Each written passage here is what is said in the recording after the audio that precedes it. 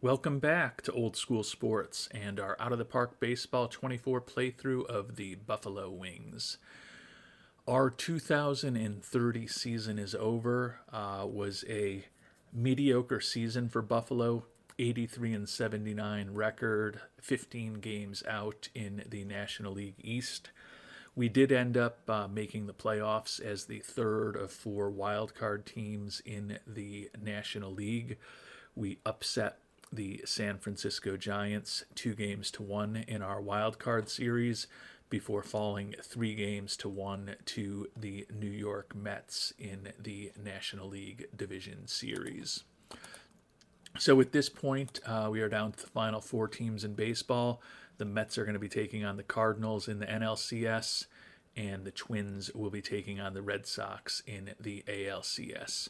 With the season complete, it's time to take a look at our performances in detail from last year and start thinking about what this team should look like next season. We're now 5 years into our major league run with these Buffalo Wings. Just made our third playoff appearance this season. You can see we've got a winning record over those 5 years. So for an expansion team, I think we've done reasonably well. That said, our number of wins have regressed over the past 3 seasons from 101 to 90 to 83. And when we think about our salary situation for next season, it's going to be $25 to $30 million more than we are this year. And given that we are really right up against it financially, and I don't think there's any prospect for us to have a budget of more than $220 to $230 million. We've probably got to make some pretty significant moves this coming off season to get some salaries off of our books. So as we are evaluating our performances from our team for 2030, we're also going to be starting to think about whether those players should be on the team in 2031 or not.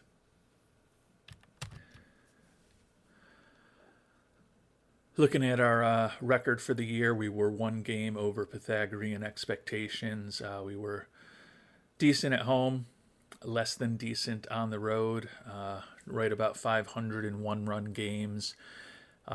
Slight winning record against left-handed pitching and right about 500 against right-handed starting pitching. And we really faded down the stretch, a 25 and 28 record in August and September.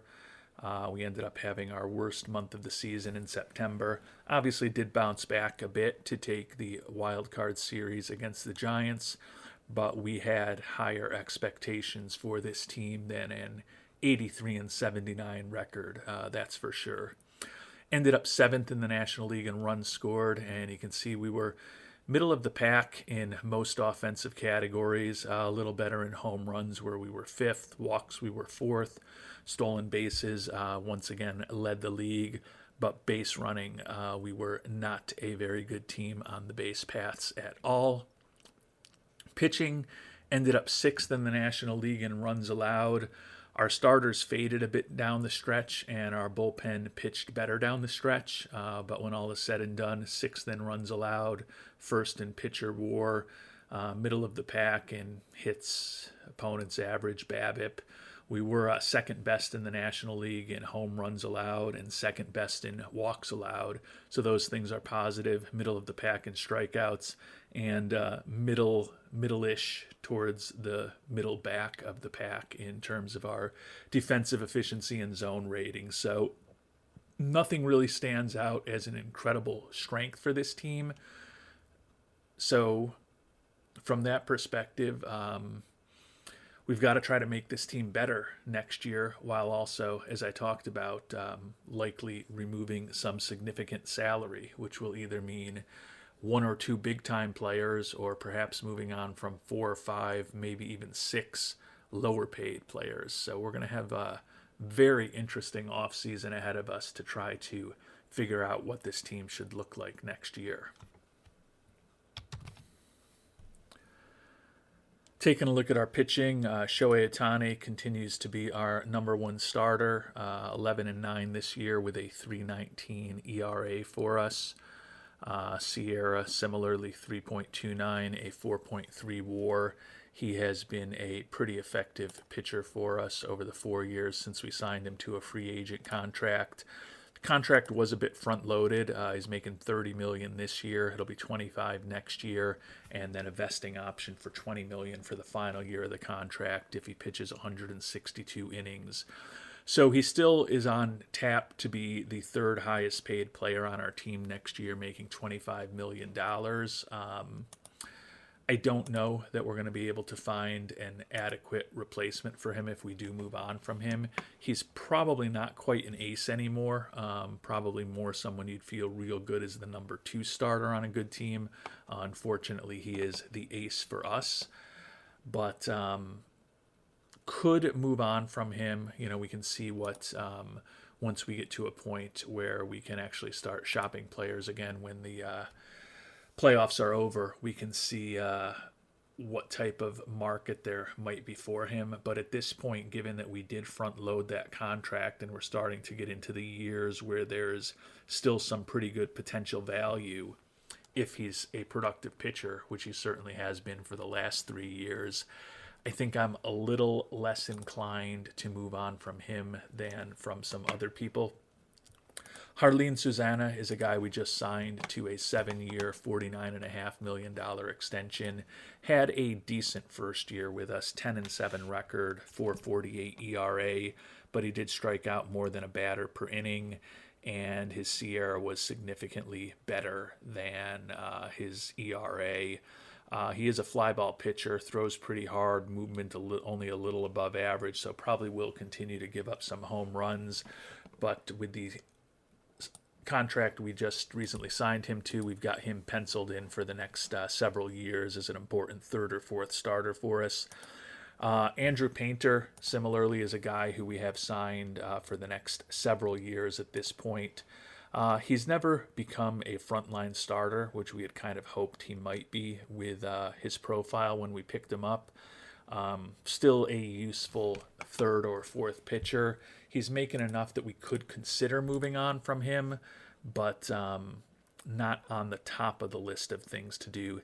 Hayden Yinger, I've gotten some feedback that perhaps we should move on from him. The thing that I like about him is that when we traded for him a few years ago, Toronto was in rebuild mode and they were willing to take a big chunk of his salary if we gave him a good package. So we're only paying about $8 million for him next year. He was 7-8 with a 4.34 ERA this year. Looking at his profile and looking at the fact that he had a 2.51 and a 2.33 ERA for us his first 2 years with the team, I think he can probably be better next season. So I'm inclined to keep him around. And then Sean Sullivan, the lefty, 11-9 with a 4.15 ERA. He is headed to arbitration again, expected to make around $3 million. He's definitely a fourth or fifth starter or a bullpen pitcher for us. Has some value, but at $3 million, probably starting to get relatively fully valued for what he is. So he's potentially a guy we could move on from. Cade Smith and Andres Munoz are our current closer and our former closer. And the one thing I'm pretty confident about is that both will not be on our team next year. The question is, are they both gone or do we keep one of them? And if we keep one of them, which one do we keep? Cade Smith we picked up before the trade deadline this year. He's expected to make about $8 million in arbitration. Was 4-2 with a 2.66 ERA for us with 33 strikeouts, 20 and a third innings pitched. Relatively limited action, but you look at the course of his career with a 1.48 ERA plus and a 77 FIP minus. A pretty productive relief pitcher who could definitely be our closer next year. And I think it's fair to say the same thing about Andres Munoz. 2-3 record, 14 saves, 3.92 ERA, good profile, and over the course of his career at the major league level, arguably even better with a 1.76 ERA plus and a 61 FIP minus. He's coming off one of the worst seasons of his career, and he is set to make $10 million each of the next 2 years before there's a team option for him. So I think I'd like one of those guys to be back as our closer for next year, but I can't see spending about $18 million on two pitchers. So it may, when we get to the offseason, be time to see if there's a strong bid for one or another of them in terms of what we could get back in trade. That may guide which direction we go. Bryce Miller is a guy we signed this past offseason, have him at relatively low numbers for the next couple years. He was absolutely disappointing, a 5.09 ERA, involved in a ton of decisions, 11-7 record, 7 saves, 14 holds. His BABIP was 362 against him, and that I think was a big problem. His WHIP was close to 1.6. Look at his profile, and I think he should be better than that, and he has certainly been better than that in the past, but he is not a high-ticket item. Tend to think he will be back next year. Kyle Backus, the lefty reliever, 3.03 ERA over 68 and a third innings pitched. He is still not yet eligible for arbitration. Got to be making the major league minimum next year. Would expect that he will be back as a left-handed arm in our bullpen. Emerson Talavera had kind of an off year for him. 7-8 record, 4.56 ERA over 77 innings. BABIP was 3.76 against him, so you would think that should be improved. His SIERA was almost half of his actual ERA. Looking at his profile, I think it's reasonable to expect more from him next year. But similar to Sean Sullivan, his arbitration number is expected to be over $3 million. The question is whether we can potentially replace him for less money on the free agent market or through the Rule 5 draft or the trade market. Miguel Segura was a guy that we claimed on waivers, guy who's arbitration eligible to make about $1.8 million next year. Definitely was not great. 2-1 record, 1 save, 4.86 ERA as a middle reliever for us. Profile suggests that he's decent at $1.8 million, though. We can probably get decent for less money than that. Jorge Carrillo is an international free agent signing from 2025. You may remember the year when Derek Boot was an international free agent that we really liked, but we went trying to get bargain basement on a couple of pitchers, and we ended up signing those 2 pitchers and thus could not maximize our offer to Derek Boot. Jorge Carrillo is one of those guys, and made his major league debut this past year, ended up with a 2.76 ERA over 32 2/3 innings pitched. He was not quite as good in Albany, but really nothing left for him to prove at the AAA level at this point. He's obviously making the major league minimum given his lack of tenure at the major league level, so he will absolutely be a 4th or 5th starter for us next year, depending on what we do with the rotation or an arm out of the bullpen. Like the fact that he's durable. Don't think he's going to be a superstar, but think he can be a valuable arm out of the pen and a guy who can start for us in a pinch. One other pitcher to look at, Adrian Morejon, a guy who we've gotten really good value from at an average of $1.5 million a year over the past 3 seasons. Ended up with a sprained ankle that he suffered in early September, so he missed the end of the season. Pitched 119 1/3 innings for us out of the bullpen, striking out 135. He has been a very important left-handed arm in our bullpen for the last 3 years. The issue is he's looking for almost $12 million a year over 3 years. Given that he's fragile at this point, and we had him for a fraction of what he's looking for 1 season for the past 3 years, given our budgetary issues, I think it is a certainty that we will be moving on from Mr. Morejon at the end of this season. A couple other guys who didn't make our playoff roster. Drew Graham, a 24-year-old, was a 4th-round pick in 2024. Has not played at the major league level yet, but 13-11, 498 in Albany this year. Could be a bullpen arm for us next year. Hideyasu Oki, Does still have one option year left for the minor league free agent signing we made out of Japan. He's played with Buffalo a bit each of the last couple years. Another guy, likely a 4A player, but probably will be on the 40-man roster again next year. Ji-Hoo Kim is a guy who didn't make the playoff roster.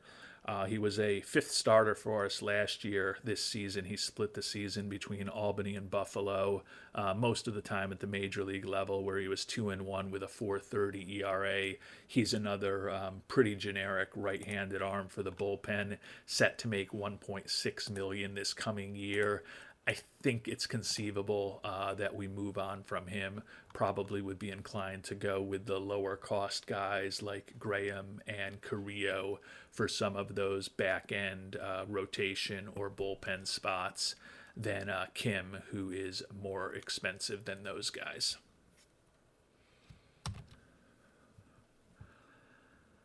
Moving on to our everyday players, this is the area where I think we're probably going to have some more turnover this offseason than even our pitching staff. Samuel Basallo, second in the National League with 41 homers, ended up hitting 252, 41 homers, and a career low 102 runs batted in. He's won a Silver Slugger in each of his first two seasons, was Rookie of the Year in 2028, has been an All-Star each of the last two seasons, and he was also the MVP of that Wild Card Series victory against San Francisco. Doesn't bring much to the table defensively at either catcher or first base, doesn't do much on the base paths. All he does is hit home runs and strike out a lot, but has been a pretty productive offensive player over the course of his career. The issue is he's expected to make a little over $7 million next year, so we could definitely clear some space by moving on from him, but he is obviously an important bat for us, leading our team in home runs and ribbies this past season. Tanner Shillette, backup catcher, guy we picked up in trade this past offseason, hit just 208 with 6 home runs and 144 at-bats as a part-time player for us. Well below average offensively and a bit below replacement level given his mediocre defense. The only thing he has going on compared to Basallo is that he's going to cost about 1/10 of what Basallo will cost next year, because Tanner Shillette will still be making the major league minimum, but he clearly is not as good a bat as Basallo and has similar defensive limitations. He's probably in the mix to be on the roster next year, but he's also a guy that if we could get a trade done by including him, would not feel too bad if we moved on from him. Speaking of trades and moving on from people, our most expensive player is Adley Rutschman, and his contract is going to be going up $500,000 a year for the next several seasons before a team option in his age 37 season. Ended up struggling down the stretch. His batting average dipped to 249, but he did have 33 doubles, 23 home runs, walked 76 times, OPS of 836. His OPS plus and his WRC plus were both in the mid to high 120s. 4.6 WAR on the season is actually better than he was a year ago. So still a well above average offensive catcher and a very good defensive catcher. Clearly, he would be the player as our highest paid contract, where we could get the most bang for the buck in terms of getting our finances back in order by moving on from him. But he also is a player with a no trade clause, and right now he is not willing to waive it. That can change when we get into the off season, so there's no guarantees that we can't move on from Rutschman, but replacing a player like him would obviously be challenging. Takao Ota was our first baseman. He has steadily improved his 3 years in the majors, hit 267 this year, career high 30 homers, 71 ribbies, 136 OPS plus, 135 WRC plus, 2.8 WAR, the best number of his career. He is looking to make about $4 million next year. Not a big-time defensive player, but similar to Basallo, he has had a increasingly productive bat for us over the years. Speaking of productive bats, Deshaun Seifu had an off year for us. He did lead the league in stolen bases for a third straight year, but his batting average dipped over 50 points from last year to 263. His BABIP, not coincidentally, also dipped by about 50 points compared to last year. He was a below average offensive player, still put up a 3.3 WAR. He is a two-time All-Star, two-time Gold Glove winner. Obviously, one of the most dynamic forces on the base paths in terms of his ability to steal bases, hit triples. Hopefully, he can have a bounce back year next year. Still has excellent speed and really good contact, gap power. The areas where he lacks are home runs, and he does not walk all that much. But he is a durable player who's out there every day. We have him signed to a long-term contract that's not going to be excessive amounts for the type of player that I think he is. So hard to imagine a scenario where we move on from Mr. Seifu this offseason. One guy that we probably would like to move on from is Easton Swafford. Was a utility infielder for us this year, hit 211 in just 109 at-bats. Can play second and short and probably could be trained in spring training to play a competent third base. So he's versatile enough as a utility infielder. Doesn't bring much in terms of the bat, though. And the main reason he was on our team all season was that he's the only captain personality we had at the major league level this year. So that kind of helped him maintain his spot on the roster. Jace Young is a guy we picked up in a trade last year to play third base for us. Ended up hitting 235, 22 doubles, 16 homers, struck out 144 times, which is almost 40 times more than the year before. Went from an above-average offensive player to a below-average offensive player, and his WAR went from about 2 to about 1. He doesn't bring a ton to the table defensively. We're hoping he would hit 20 or 30 points higher than he did with a little more power than he ended up hitting for us. You can see his OPS dipped by over 100 points last year. He's only going to be making about $5.5 million from us the next couple years as the Nats retain 30% of his salary. But he could be a guy that we look to move on from this offseason as well. Nico Horner is a minor league free agent signing from just 10 months ago, or 8 months ago at this point. Spent most of the year in AAA, and when Marcelo Meyer suffered a severe season-ending injury, ended up as our shortstop down the stretch and in the playoffs. Hit pretty well for us, but think he's unlikely to be back with us next year. Toshimitsu Kato, utility infielder. Love his glove. The bat is the big question.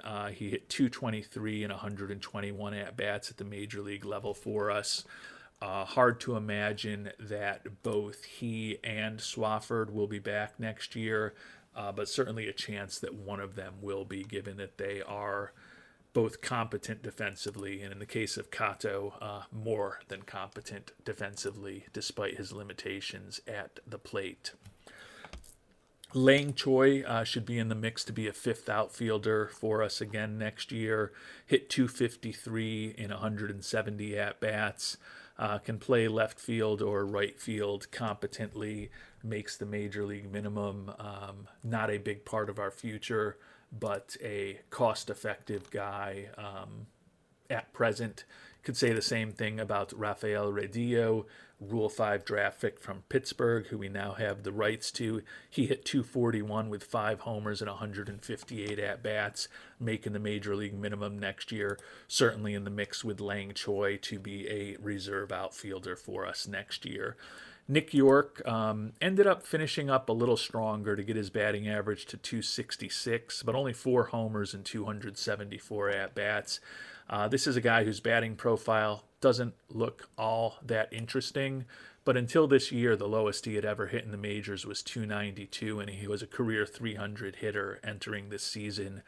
He's dipped to 294 now. This was the first year where he was pretty much kind of a league average offensive player as opposed to being a better than average offensive player.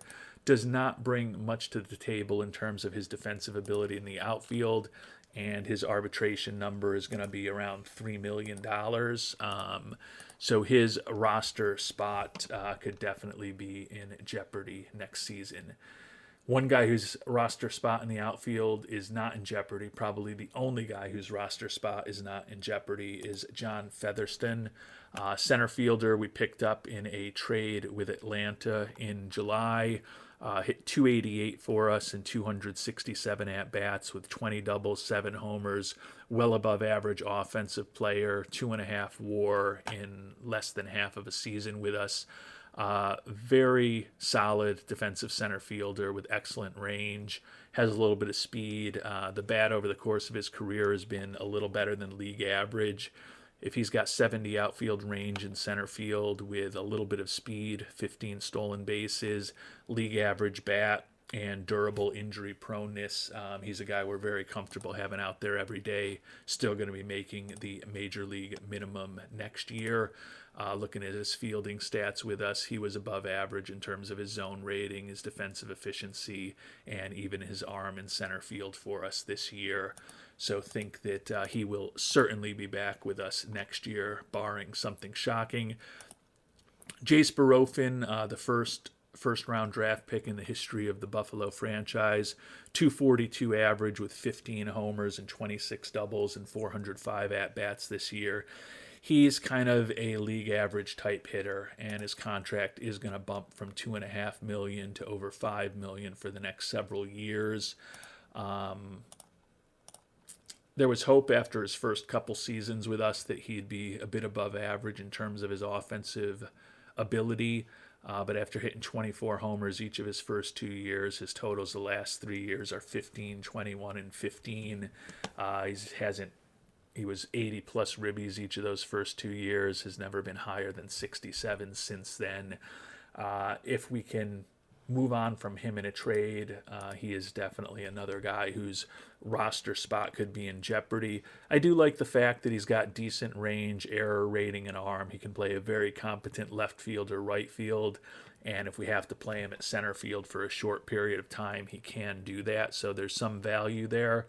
I just don't know if there's $5 million worth of value, so his roster spot also potentially in jeopardy this offseason, particularly if we can get a interesting return for him in a trade.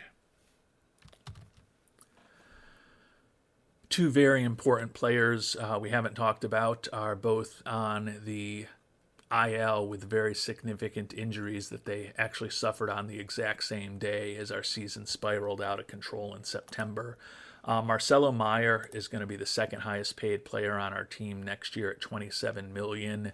He is a good defensive shortstop with a good bat at shortstop, so that is certainly a valuable asset and why we signed him to that long-term contract. Hit 260 this year with 33 doubles, 12 homers, above average defensively, close to a 4 WAR on the season, but he's bouncing back now from a fractured elbow, and that left elbow, he also had a broken bone in it about 2 years ago.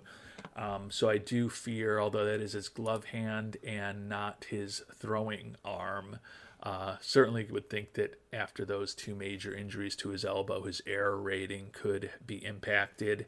And I do also have some fear after this second serious injury to his elbow, could come back with injury proneness of wrecked rather than fragile, which would potentially diminish his value even further. So given the amount of money he's getting paid and the uncertainty of what he's going to look like in terms of his ratings after this serious injury, he's a guy that I am definitely going to shop this offseason. I don't know if, given the contract that he has, whether I'm going to have to supplement it with some pretty interesting prospects to not have to keep a chunk of it, or whether there would be teams interested in taking him on board, because there are not a lot of players who are above average defensively and above average offensively at the shortstop position, which Meyer certainly is.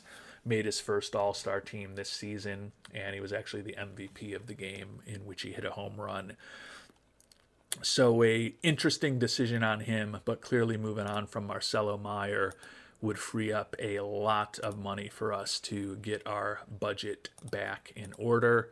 The other player who ended up injured with a serious injury the same day as Vance Honeycutt, torn UCL, going to be out for another 6 to 7 months, so he'll likely miss the start of spring training. Could possibly be back in time for the start of the season. He's been an important outfielder for us ever since he came up. His performance dipped a bit this year. He had been pretty consistent with his WRC pluses in the mid 120s, dipped to 117 this year. You can see he had the lowest WAR since his partial rookie season in 2027. That said, he still established a career high with 24 homers. He's been over 20 home runs and close to 40 stolen bases each of the last 3 seasons. One of the better and more consistent offensive players on our team. Going to be finally hitting his arbitration years, expected to make about $4 million. Obviously, similar to Meyer, there's no guarantee what he's going to look like after that serious injury. That said, I think that his arm is already not that good. You know, he's a left fielder at this point for us. He certainly could come back with fragile injury proneness, which wouldn't be great. But at $4 million next year, given the way he's hit over the course of his career and the fact that I don't think that that injury is going to have a real significant impact on his batting ratings or his speed, I think he's still a pretty important offensive player for us.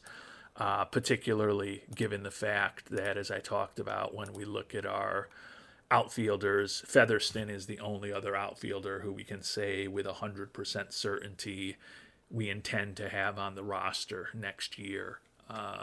So being able to potentially have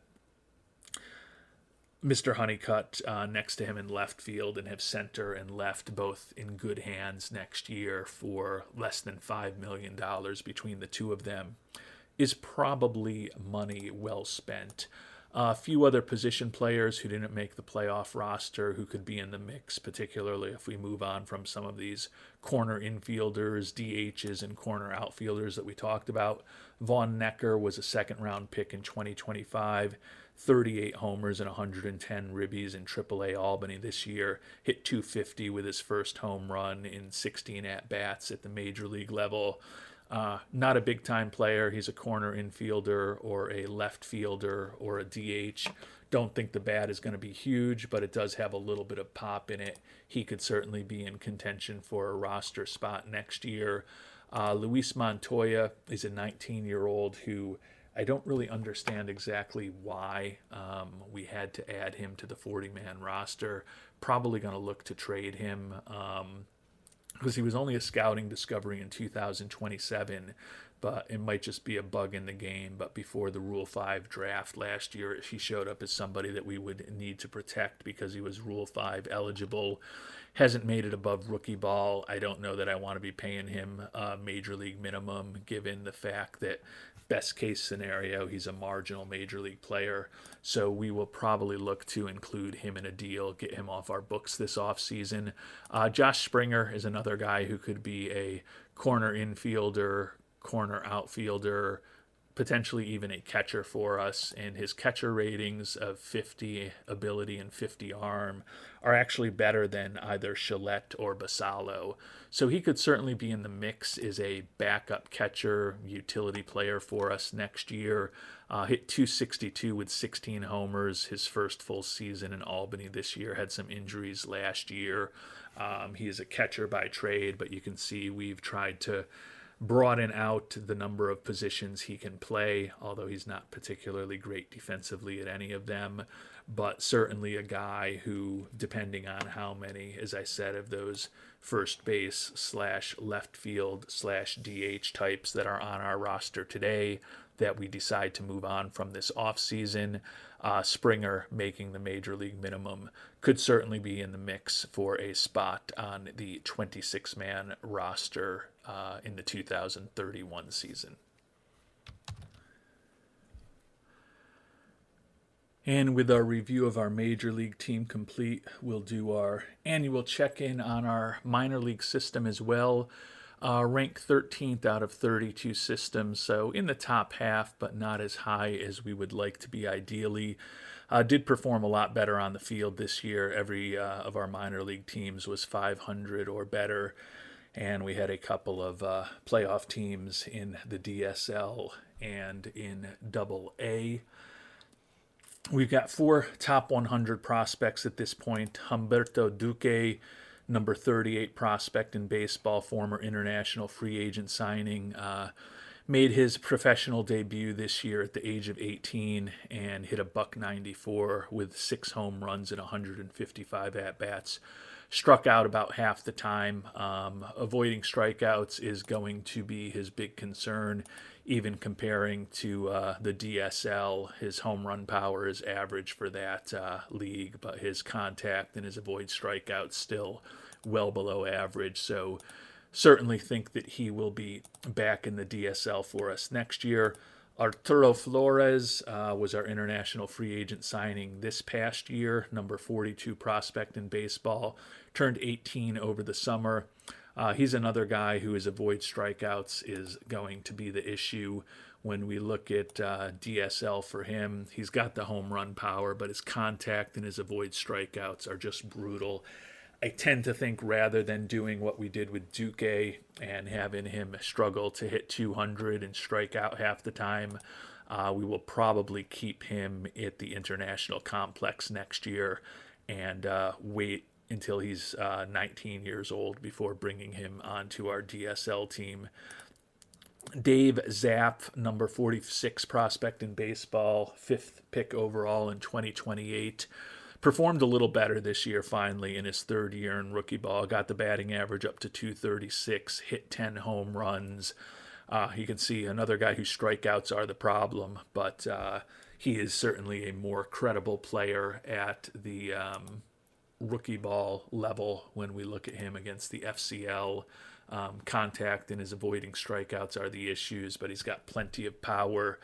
He conceivably, even though he's 20 years old, could start next year at rookie ball again, but at some point we're going to need to see what Mr. Zapp can do at the major league level. And last but not least is center fielder Rodolfo Carmona, another international free agent signing, number 94 prospect in baseball. Guy that we moved up to A-ball the middle of this season. He hit .295 with 10 homers in rookie ball. Definitely struggled when he got to A-ball, hitting just a .115 and striking out in more than half of his at-bats. But he's going to be 21 years old at the start of next season. You look at his ratings compared to the Dominican League that he played in, and he's got nothing left to prove at that level. So hopefully in the FSL next year, he can be pretty competitive. His only issue, as with a lot of these guys, is how often are they going to strike out? Other than that, he looks like he should be a more productive player in A-ball than he proved this year. So I would hope next season he could start the year in A-ball, hopefully perform better, and maybe move up to high A before the end of the season. We've also got several players who are among the top 200 prospects. We'll look at them relatively quickly. Jorge Carrillo, we already talked about. He is likely to be an important pitcher for us at the major league level next year. Not a front end of the rotation guy, but a 5th starter or a spot starter and a right-handed arm out of the bullpen. I think he'll definitely be there. Juan Medina, a 2nd-round draft pick in 2029, has been relatively productive in rookie ball. Hit .364 his first year there, .275 this year with 9 homers. Not quite 20 years old, going to be turning 20 around the start of next season. Look at his ratings relative to the FSL and think that he will probably be starting next year in A-ball rather than rookie ball. So he's a guy who is progressing a little better than some of the other guys. Tyreek Hardage, 2nd-round draft pick in 2028. Another guy that's gotten a little bit better, .253, so he's improved his batting average modestly. 802 OPS this year. He has been a below-average offensive player when all is said in rookie ball in each of his 3 years. That said, when we look at him compared to the FSL, he probably can start to compete at that level. And I don't know that we need to keep him in rookie ball for a fourth straight year, given that he'll be 21 years old by the beginning of next year. So probably going to need to sink or swim in A ball next year. Steve Anderson was our first round pick this year. Hit 225 in 120 at bats, had a few injury issues. But you look at his ratings compared to the FCL, and he should be a pretty average hitter at that level. Going to turn 19 in a few weeks, so he'll probably spend next year in rookie ball as well. But expect him to hit pretty well there and probably be in A ball the year after that. Juan Ernesto McDonald was our second round pick this year. He hit 292 with 6 homers and 21 ribbies and 89 at-bats, so a pretty productive bat in rookie ball for him. Still only 18 years old, and when you look at his ratings compared to rookie ball, his performance on the field in terms of his bat was a little bit surprising. We'll probably keep him there next year as well, because he certainly doesn't look quite ready to play in the FCL at this point. Do like his glove. The question with him is what's going to happen with his bat. Joe Edwards, second baseman, had a full season in A-ball this year where he hit 273 with 23 homers and 79 ribbies, more than capable of playing in A-ball. The question for him is whether we're going to move him up to Jamestown next year in the South Atlantic League or promote him right to the Eastern League and jump over that high A level since he's had a bit over a year in A-ball at this point. Certainly seems like a guy who could be a useful utility infielder for us at some point. Probably not an everyday starter on a good team, but still an interesting prospect. And then Isidro Ochoa is a guy that we picked up in the trade where we added our new center fielder and we traded away one of the top prospects in our system, Ali Ostendorf. Ochoa is a bit younger than Ostendorf. Pitched one game in rookie ball for us, was a complete game shutout. We immediately moved him up to A-ball, where he was 5-1 with 62 strikeouts in 46 and a third innings pitched. So those numbers are excellent. He did walk 37 batters in that 46 and a third innings pitch. But we look at his ratings relative to the FSL, and he should be pretty effective there. Probably will start him in A-ball next year with the expectation that after a month or two, we look to move him up to high A and perhaps double A if he continues to develop. Don't think he's going to be an ace, but we do have some hope that he could be a pretty useful arm at the major league level, maybe a third or fourth starter kind of guy. If that changeup develops, perhaps he could be even better than that with 4 above average pitches. But right now his stuff is kind of the key concern. He's got great movement on his pitches, extreme ground ball tendencies, not going to give up a ton of home runs. If the fastball and the cutter both develop to the mid-60s, his arsenal is pretty decent when you layer in a pretty good sinker with that. But if his pitches all end up in the average range, he's more of a fourth or fifth starter, but still somebody that we are hoping will be a useful contributor for us in the not so distant future. One last guy to mention who's not even among the top 100 prospects or top 200 prospects anymore, Tim Gaglia. We picked in the first round back in 2029. He did have a better year this year in rookie ball, upped his batting average almost 60 points to 271, close to league average in terms of his performance. Obviously has a lot more work to do, but with that outfield range, that speed, if the bat can develop a bit, think that he could still be an interesting player for us in a few years at the major league level. And with the review of our major league players, our top minor league prospects done, we will find out who is the 2030 World Series champion, and we'll also get a first glimpse when the postseason is over of what our budget is going to look like next year. And in a teaser for our next episode, we'll do our annual look at some minor league prospects and other systems to see some familiar names that we've considered drafting, missed out on, traded away.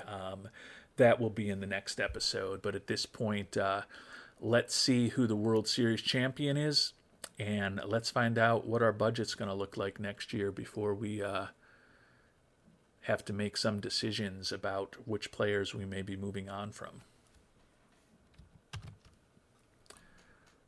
And the upsets continued in the League Championship Series. The Twins, who took out the AL East or the AL West champion Royals in the first round, took out the AL East champion Red Sox in the NLCS. Similarly, the Cardinals, who took out the NL West champion Cincinnati Reds in the two-time defending World Series champions in the NLDS, took out the NL East winning New York Mets in the NLCS. So the Twins and the Cardinals facing off against each other in this 2030 World Series.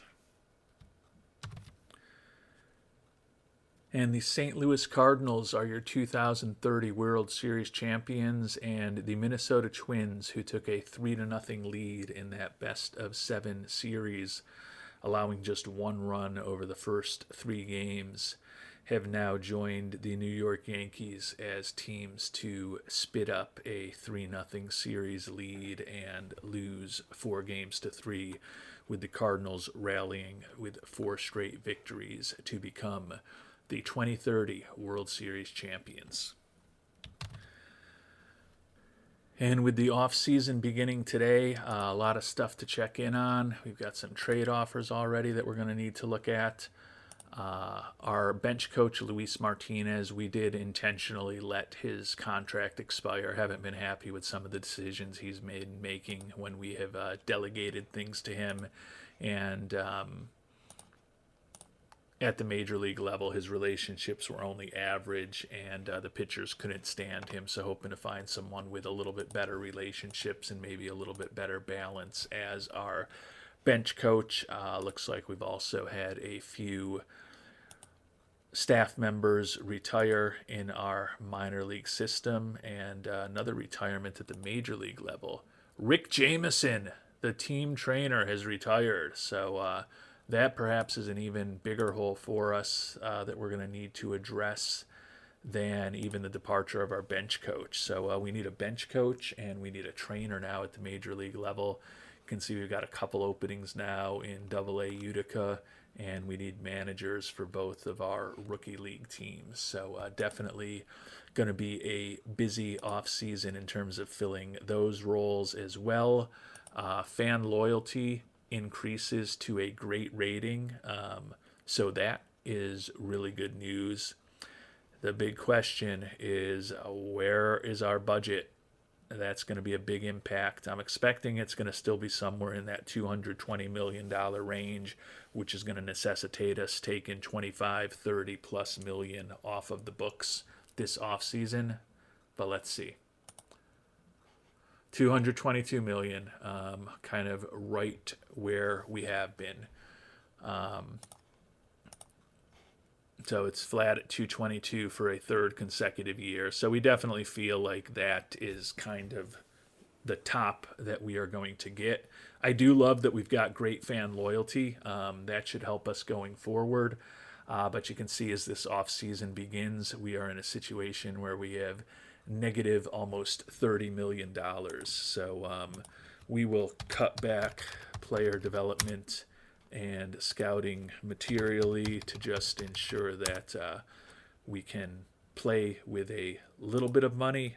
We are going to want a full international amateur free agent budget, but clearly our primary goal is going to be to try to clear some salary, because with the 18th biggest budget in baseball, it's going to be very hard to support the 8th biggest player payroll. You can see we would have to take our scouting and development budgets to actually bare bones to be able to bring back everyone who's on our roster right now. And I don't think we want to be that aggressive. I think it's time to right size the expenses here at Buffalo.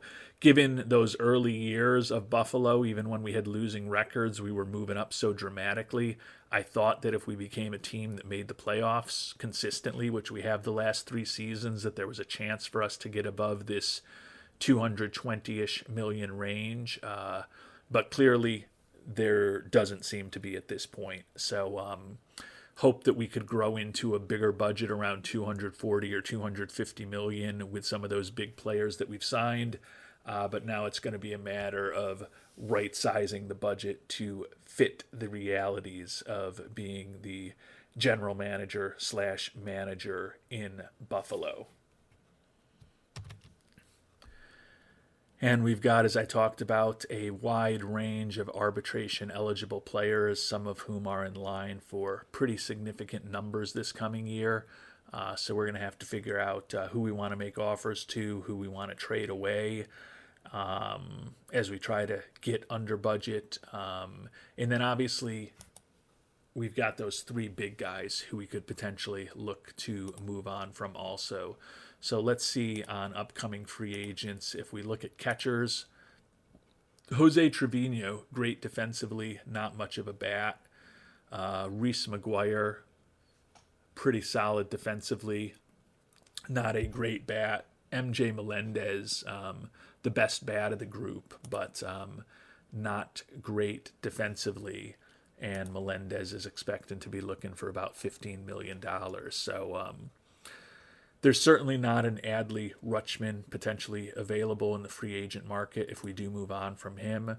Moving to shortstop, Tim Anderson and Gunnar Henderson kind of highlight it. Willie Adames might be the logical one if we move on from Marcelo Meyer. He's got the captain personality that we need. He's not great defensively for a shortstop, but he's competent. Still has a little bit of pop in his bat with 24 homers this past season. 14 million is about half of what we would be paying to Meyer, so that could be an option. Gunnar Henderson, I would prefer to have a better glove. Clearly has a nice bat for a shortstop, but he is fragile. Tim Anderson, more of a second baseman. Wouldn't really want to be playing him at shortstop. He's wrecked physically, and he's looking for pretty big money. I guess if we go down a little bit, Adael Amador out of the Dominican, again, just not an ideal defensive shortstop. He's fragile. The bat is okay. So there's not any obvious replacements for Marcelo Meyer on the free agent market either. Clearly, we can use the trade market to fill some of these gaps also, particularly if there is some demand for those big players. Last but not least, we'll take a look at the potential starters who are out there, and only 3 guys that are even 3-star potential: Hunter Green, Pablo Lopez, and Dustin May. Hunter Green, the extreme fly ball tendencies with the 40 movement scares me. Pablo Lopez, solid, respectable pitcher. 15 million for him doesn't seem like a great value compared to some of the guys that we have signed, like Yinger and Painter. And then Dustin May, again, a decent major league pitcher, like the high velocity and the extreme ground ball tendencies. Another guy looking for the mid-teens in terms of his salary. So I don't think there's a replacement for Ohtani there. Now, granted, these guys are going to be about $10 million a year less than Ohtani. So certainly some interesting decisions that we potentially have ahead of us. And last but not least, to potentially whet the appetite of those of you who are still watching, and I do sincerely appreciate those of you who are still watching at this point, we'll shop those 3 guys right now and just see what roughly we can get. Shopping Shohei Ohtani, looking for all players, prospects, regulars, and veterans. Is there going to be much demand for him? Not a ton. We can get back someone who is inexpensive and competent major league player. So trading away Ohtani may be a bit tricky. Obviously, just one search is a very rough estimation of what could happen. Adley Rutschman, as we talked about, not willing to waive his no trade clause. I think that means we won't even get any responses when we shop him. I'm pretty sure that's the case. Yeah. There could be a time where he would perhaps be willing to waive the no trade clause as we get closer to the winter meeting. So it's something that we will keep in mind. Last but not least, Marcelo Meyer, who may be the one that's easiest to move on from. What, if any, demand is there for an injured but above average shortstop in his mid-20s? And there is a ton of demand for Marcelo Meyer. You can see a lot of established players. Cole Young, the same age as him. Pretty solid defensively with an interesting bat. Low work ethic. Signed to less money than Marcelo Meyer is. Alex Mooney, another shortstop. Not as good defensively, but a competent bat, making a lot less money. If we needed to go for a catcher, Jefferson Quero is younger than Rutschman. Signed for a long term, similar to Rutschman. Not quite as good defensively, but not quite as much money either. Not going to go through everybody, but there are catchers out there. Daniel Susac, Sean Murphy, Francisco Alvarez. Guys making big money. Dansby Swanson and Xander Bogaerts if we wanted a veteran. So there are definitely people interested in Marcelo Meyer. Tommy Speck, the left fielder, looks like a younger guy. Decent bat, decent glove, decent speed. Hit 265 with 27 homers and 32 ribbies.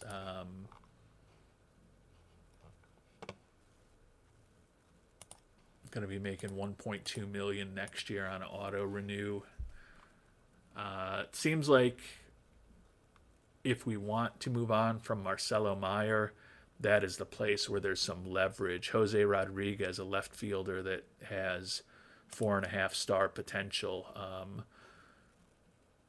Basic corner outfielder, but a potentially really interesting bat. Hit just a $198 with 7 homers in his first 101 at-bats at the major league level, the number 31 prospect in baseball. You can continue going down this list. And Moises Ballesteros, if we were to move on from catchers, decent bat, great arm, average catcher ability though. We definitely have some interesting decisions to make. Looks like a lot of relievers, not surprisingly. Francisco Alvarez at this point, good bat, competent defensively. Again, I don't know that we can move on from Rutschman because of the no trade that he has, but there are catcher options. Yuri Perez, pretty interesting starting pitcher, making some big money. And he can potentially opt out after next season, but he is a big-time arm coming off of a bit of a down year this past season.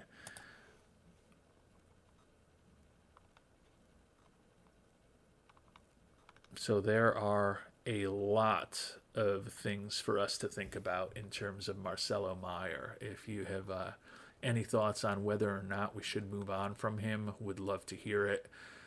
Clearly, it seems like the demand for him is the highest of the 3 big contracts on our team. Now, admittedly, Rutschman could have pretty high demand if he was willing to waive his no-trade clause. It seems like at Ohtani's age, he is not as interesting a prospect for other teams to trade for. But if we are fearful of the money and the time commitment we have to Marcelo Meyer and fearful that he comes back with even worse injury proneness or perhaps worse defensive abilities, it looks like his value in the market is still pretty high, and we can get a pretty useful player in return. So if you've got thoughts on how we should proceed, I know a lot of you have been sharing them over the last couple of days, but would love to continue to get your feedback. And in our next episode, as I said, we will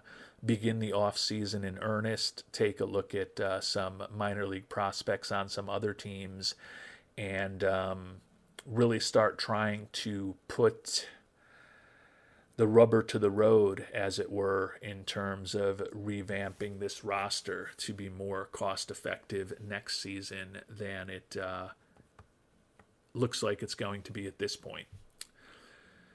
Until then, thanks so much for watching, and hope you have a great day.